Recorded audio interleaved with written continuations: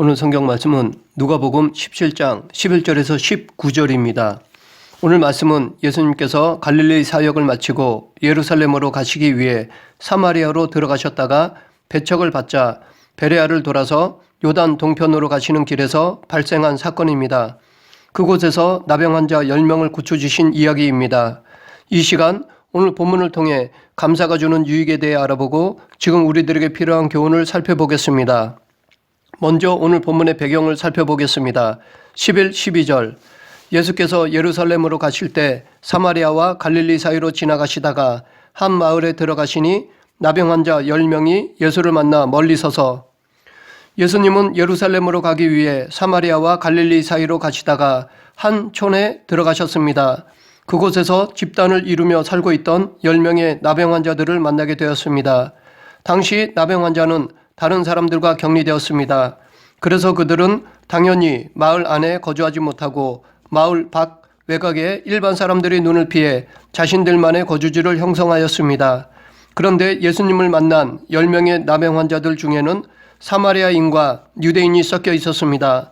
이들이 이렇게 함께 있을 수 있었던 것은 아마도 이곳은 두 지역의 경계선이었기 때문에 마을 사람들로부터 격리되어야 할 나병 환자들은 유대인이든 사마리아인이든 이곳으로 나올 수밖에 없었을 것입니다.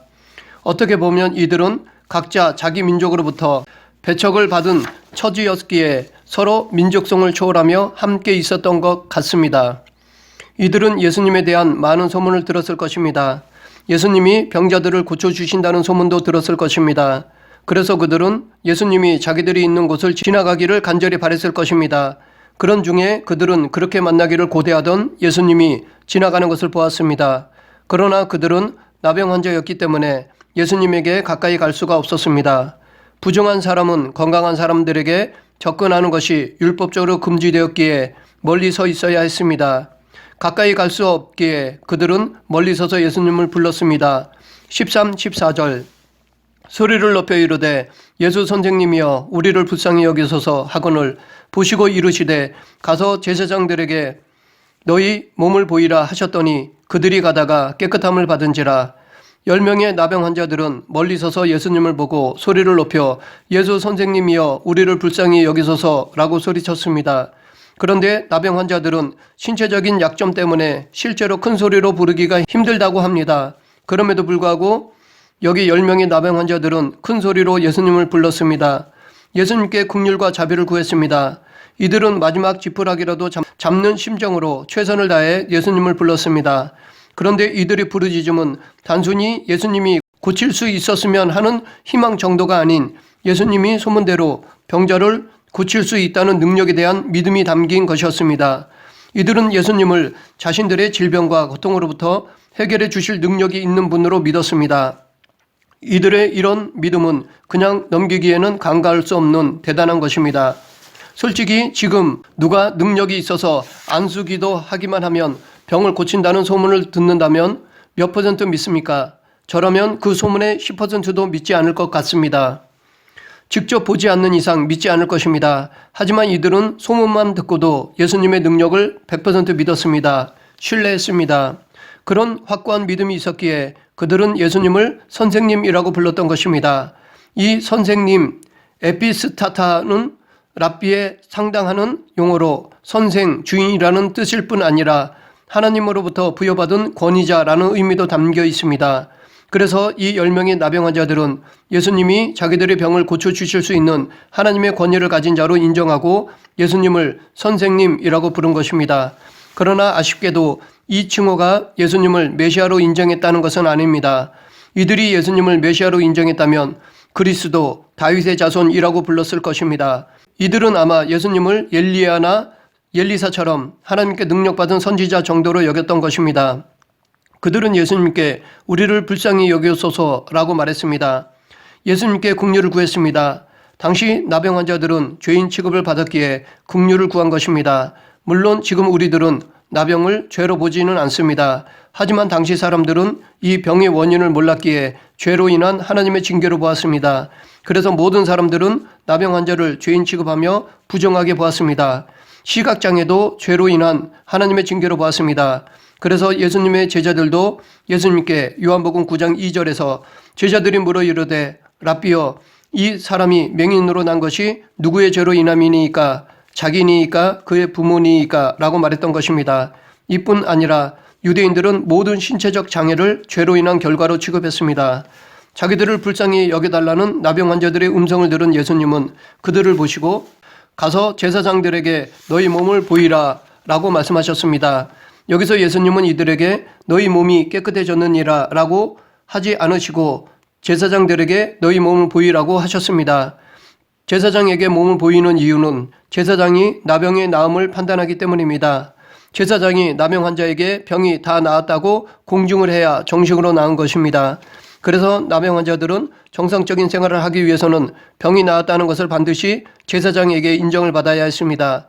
그런데 나병 환자가 제사장에게 자신의 몸을 보이기 위해서는 순서상 그들의 병이 치유된 후에 해야 하는 것입니다.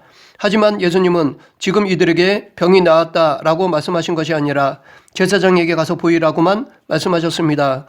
가장 중요한 중간 단계를 빼고 말씀하셨습니다. 이렇게 말씀하신 것은 당신이 이미 병을 고쳤다는 것을 의미합니다. 여기서 예수님의 능력과 권위를 알 수 있습니다. 예수님께서는 과거에도 나병 환자를 치유해 주신 적이 있는데 그때 병 낫기를 간구하며 무릎을 꿇은 병자의 몸에 직접 손을 대시면서 치유해 주셨습니다. 그러나 여기서는 멀리 떨어져 있는 나병 환자들을 향해 말씀으로만 치유해 주셨습니다. 더욱이 백부장의 종을 고쳐주실 때는 아예 병자를 보지도 않고 고쳐주셨습니다. 이것은 예수님의 치유가 어떤 특정한 방법, 의술에 의한 것이 아니라 그의 신적 권위에 기인한 것임을 보여줍니다. 이뿐 아니라 예수님의 권위는 바람과 바다도 잔잔케 하십니다. 이처럼 예수님은 인간뿐 아니라 대자연, 우주까지 다스리시는 권위를 지니셨습니다. 그런데 여기서 다시 한번 나병 환자들의 믿음을 확인할 수 있습니다. 그들은 문제 해결을 받고 움직인 것이 아니라 여전히 문제를 갖고 있었지만 믿음으로 순종했습니다. 아직 병을 몸에 지닌 상태였지만 나을 것을 믿고 순종했습니다. 더욱이 나병 환자들은 일반 사람들이 있는 곳을 지나가면 안 되었습니다. 자칫 돌에 맞아 죽을 수도 있었습니다. 그래서 혹시 일반 사람들이 자기들을 발견하지 못하고 지나갈 때 이들은 부정하다고 외쳐 자기들을 알려야 했습니다. 그럼에도 불구하고 그들은 예수님의 말씀을 믿고 사람들 사이를 지나 제사장에게로 갔습니다. 보통은 병이 나아야 제사장에게 보이러 가는데 이들은 병을 몸에 지닌 채 예수님이 말씀하시자 제사장에게 보이러 갔습니다. 그렇게 순종하며 가는 길에서 이들은 병이 치료되는 은혜를 받았습니다. 여기서 순종은 은혜를 누리는 통로임을 알 수 있습니다. 가나 혼인잔치집에서도 포도주가 떨어져 잔치를 망치게 될 때 예수님은 종들에게 돌 항아리에 물을 가득 붓게 하셨습니다. 그리고 그것을 떠서 연회장에 가져가게 하셨습니다. 이때 종들은 불평불만하지 않고 예수님이 시키는 대로 그대로 순종했습니다. 그러자 물이 변하여 가장 맛있는 포도주가 되었습니다. 이들의 순종으로 망치게 될 뻔한 잔치가 다시 살아났습니다. 이처럼 순종은 우리가 하나님의 은혜를 누리는 통로입니다. 나병에서 치유받은 사람들의 반응을 보겠습니다. 15, 16절 그 중에 한 사람이 자기가 나은 것을 보고 큰 소리로 하나님께 영광을 돌리며 돌아와 예수의 발 아래 엎드리며 감사하니 그는 사마리아 사람이라. 10명의 나병 환자들은 예수님의 말씀대로 제사장에게 몸을 보이러 가는 중에 병이 완전히 깨끗하게 나았습니다. 그런데 그 중에 한 사람만이 큰 소리로 하나님께 영광을 돌리며 예수님께로 돌아왔습니다. 그리고 예수님의 발 아래 엎드려 감사했습니다. 이 사람은 다른 9명과는 다르게 제사장에게 가서 자기의 나은 몸을 보이는 것을 잠시 미루고 예수님께 감사하기 위해 다시 돌아왔습니다. 한시라도 빨리 그동안 한 맺혔던 나병 환자라고 낙인 찍힌 죄인에서 자유인으로 인정받고 싶어하는 그 순간에도 먼저 하나님께 영광을 돌리고 예수님께 감사하는 것을 잊지 않았습니다. 솔직히 제사장에게 보여 자유인으로서 인정받은 후에 감사의 표를 해도 무방했을 것입니다. 하지만 이 사마리아 사람은 그렇게 하지 않았습니다. 하나님께 영광, 예수님께 감사드리는 것을 먼저 하고 나중에 제사장에게 보였습니다. 우리는 여기서 이 사람의 삶의 우선순위를 짐작할 수 있습니다. 이 사람은 큰 소리로 하나님께 영광을 돌리고 예수님께 감사를 표했습니다. 이런 행위는 그가 자기 중심이 아니라 하나님 중심으로 살고 있음을 알 수 있습니다. 하나님 중심으로 사는 사람은 항상 하나님이 먼저고 자기가 나중이 됩니다. 반면에 자기 중심으로 사는 사람은 자기가 먼저고 하나님이 나중이 되거나 아예 관심도 두지 않습니다. 만약 나머지 9명도 제사장에게 몸을 보여 자유인이 되고 나서 나중에 예수님께 감사했다면 이 두 경우 모두 결론적으로 같아 보입니다. 하지만 그 결과는 큰 차이가 있습니다. 나중에 확인하겠지만 하나님 우선으로 한 사람은 영육 모두 구원을 받은 반면에 자기 우선으로 한 사람은 영혼은 구원받지 못했습니다. 사마리아 사람처럼 성경 인물 중에 감사가 먼저였던 한 사람을 뽑으라면 다윗이라 생각합니다. 다윗은 고난 속에서 시편을 여러 편 썼습니다. 그런데 그의 고백에는 어려운 가운데서도 감사가 담겨 있습니다. 고난 가운데서도 아직 문제가 해결되지 않는 상태에서 더욱이 전혀 문제가 해결될 기미조차도 보이지 않는 상태에서도 믿음으로 미리 감사했습니다. 이렇게 하나님 중심으로 감사하며 살았던 다윗은 우리가 잘 알고 있듯이 영육 모두 구원을 받았습니다. 그런데 예수님께 돌아와서 감사를 표한 사람은 다름 아닌 사마리아 사람이었습니다. BC 722년에 북이스라엘이 아수르에 멸망되자 아수르는 혼혈 정책을 썼습니다. 그래서 이방인과 북이스라엘 사람들을 강제로 결혼시켰습니다. 이렇게 생겨난 사람들이 바로 사마리아인이었습니다. 이들은 순수한 혈통을 지키지 못하고 우상을 섬긴 것으로 인해 유대인들에게 개처럼 취급받았습니다. 그런데 정작 이렇게 유대인으로부터 개 취급받던 사마리아인은 예수님께 감사가 먼저였던 반면에 선민이라고 자부하고 예수님과 동족이었던 유대인들은 은혜를 입고도 자기의 일이 먼저였습니다. 이런 모습은 메시아이신 예수님을 배척한 유대인들의 교만을 보여주는 한 전조라 할 수 있습니다. 누가복음은 여기서뿐 아니라 선한 사마리아인의 비유에서도 유대인들에게 멸시받던 사마리아 사람이 하나님 뜻에 합한 삶을 사는 모습을 강조하며 기록하고 있습니다.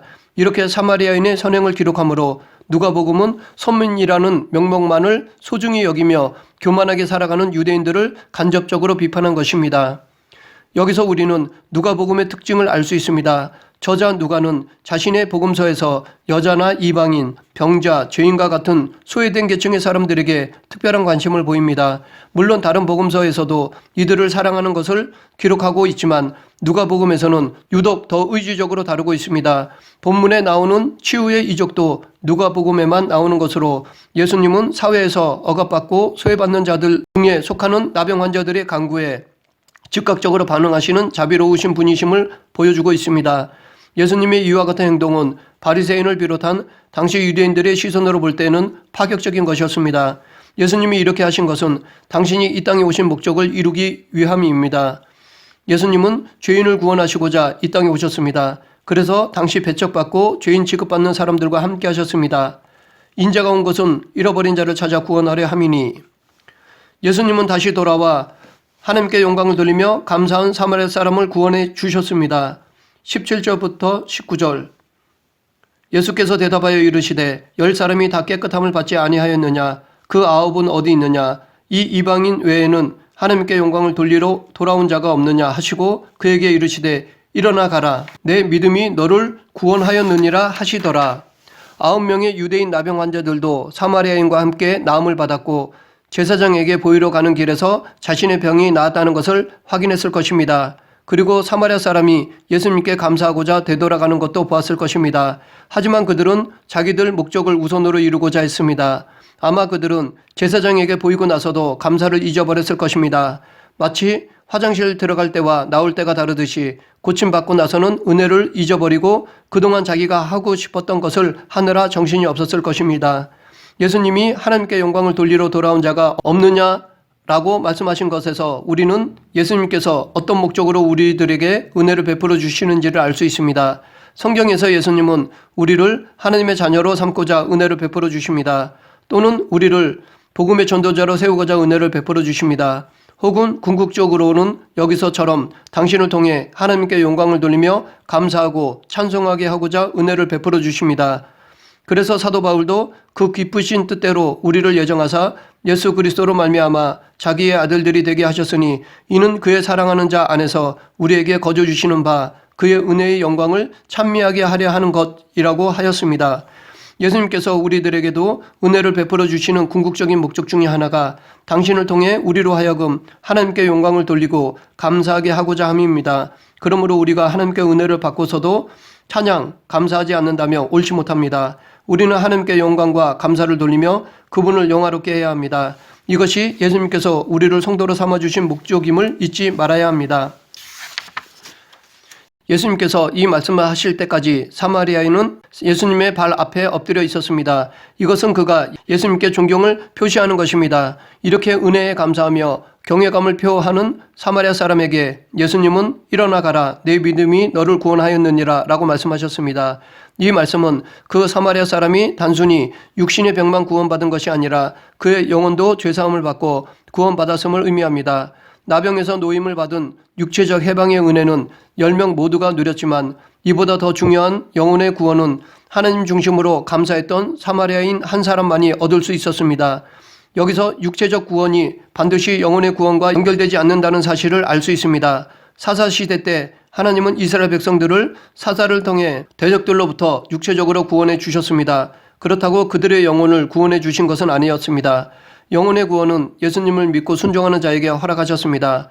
그 순종 중에 하나가 범사에 감사하는 것입니다. 실제로 지금도 불치의 병을 앓고 있는 사람들이 많이 있습니다. 그래서 이 10명의 나병 환자들처럼 마지막 지푸라기를 잡는 심정으로 기도원이나 교회에서 하나님께 매달립니다. 그러다가 하나님의 은혜로 고침을 받는 사례도 있습니다. 그런데 의외로 이런 사람들 중에도 배교하는 사람들이 있습니다. 이런 기적을 체험했다고 다 믿음이 생기는 것은 아닙니다. 아무리 놀라운 치유를 받았다 하더라도 믿음이 없어 교회를 떠나는 사람들이 있습니다. 절망적일 때는 간절히 매달리며 병 낫기를 바라다가 정작 병을 고쳐주면 감사하며 믿는 것이 아니라 언제 그랬나는 듯이 잊어버리고 다시 자기 중심으로 살아가는 사람들이 아직도 있습니다. 말씀을 정리하겠습니다. 예수님이 사마리아와 갈릴리 사이로 지나가시다가 한 마을에 들어가셔서 10명의 나병 환자들을 만나셨습니다.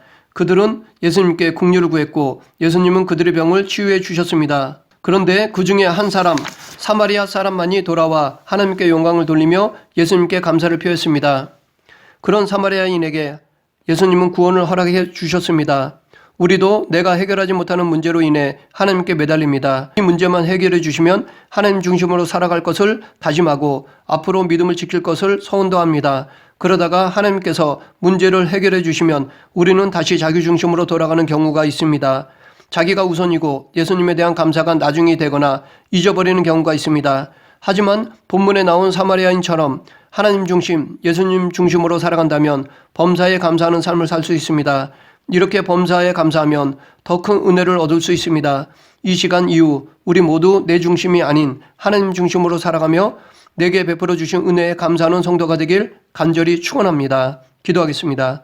사랑과 은혜가 풍성하신 하나님 아버지, 내 중심이 아닌 하나님 중심으로 살아가는 성도가 되게 하여 주시옵소서.